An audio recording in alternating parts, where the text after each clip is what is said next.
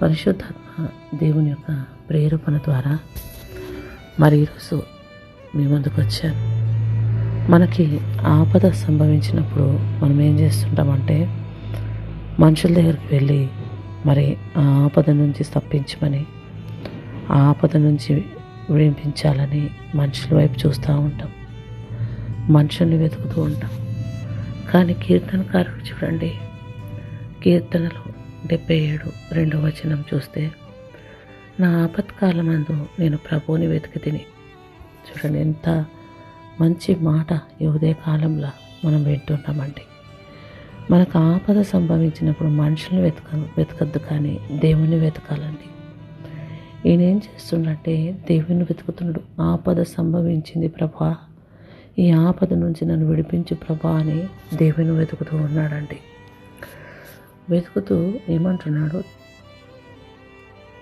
వెతికి తిని రాత్రి వేళ నా చెయ్యి వెనుకకు తీయకుండా చాపబడి ఉన్నది.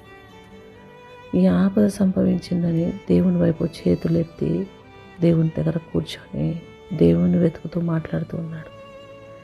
ఎంతమంది మనకు ఆపద సంభవించినప్పుడు దేవుని సన్నిధిలో కూర్చొని దేవుని వెతుకుతూ దేవుని వైపు చేతులు చాపి ఉండే పరిస్థితి ఉందండి మనకి. ఇతను చూడండి, దేవుని వైపు చేతులు చాపి ఏమంటాడు, రాత్రి వేళ నా చేయి వెనుకకు తీయకుండా చాపబడి ఉన్నది. దేవుని వైపు చేతులు చాపి ప్రభా నాకు ఈ ఆపద నుంచి విడిపించు ప్రభా అని ప్రభుతో మాట్లాడుతూ ప్రభుని వెతుకుతున్నాడండి. మనం లోకంలో ఉన్నాయి అన్నీ వెతుకుతాం, మనుషుని వెతుకుతాం మనకు ఆపద సంభవించినప్పుడు, కానీ దేవుని వెతికే పరిస్థితులు లేమేమో. అందుకే ఈరోజు పరిశుద్ధాత్మ దేవుడు మనకు జ్ఞాపకం చేస్తున్నాడండి. హల్లెలూయా. అంత మాత్రమే కాదు, ఆయన అంటున్నాడు, నా ప్రాణమును ఓదార్పు నుల్లకై ఉన్నది.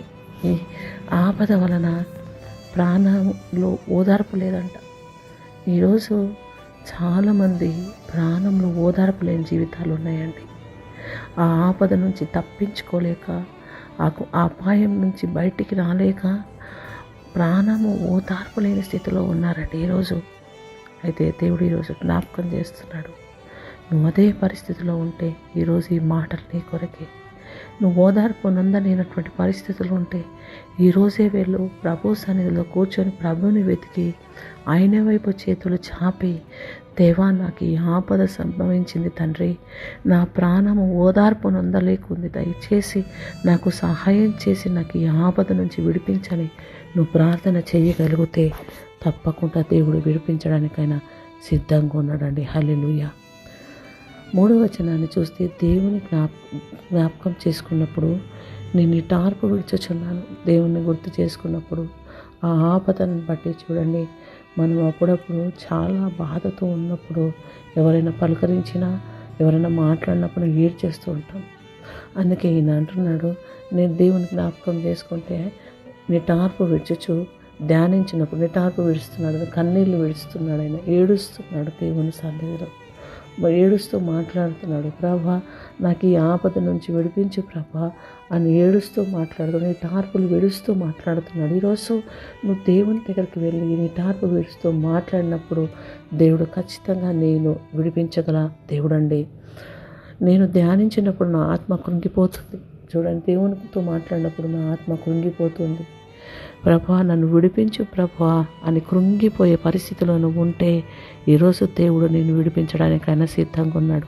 నువ్వు మనుషుల వైపు వెళ్తే మనుషులు నేను ఎవరు విడిపించలేరు, కానీ దేవుడు నేను విడిపించడానికైనా సిద్ధంగా ఉన్నాడు. నువ్వు కృంగిపోయిన స్థితిలో ఉండొచ్చు, నువ్వు ఓదార్పు నొందలేని స్థితిలో ఉండొచ్చు, అందరినీ మాటలని హింసిస్తూ మాట్లాడుతుండొచ్చు, నిన్ను అందరు అవమానపరుస్తుండొచ్చు, నిన్ను ఏ విధంగా అయినా నిన్ను కించపరచాలని మాట్లాడుతుండొచ్చు, నువ్వు ఎన్నో కృంగుదలలో ఉండొచ్చు.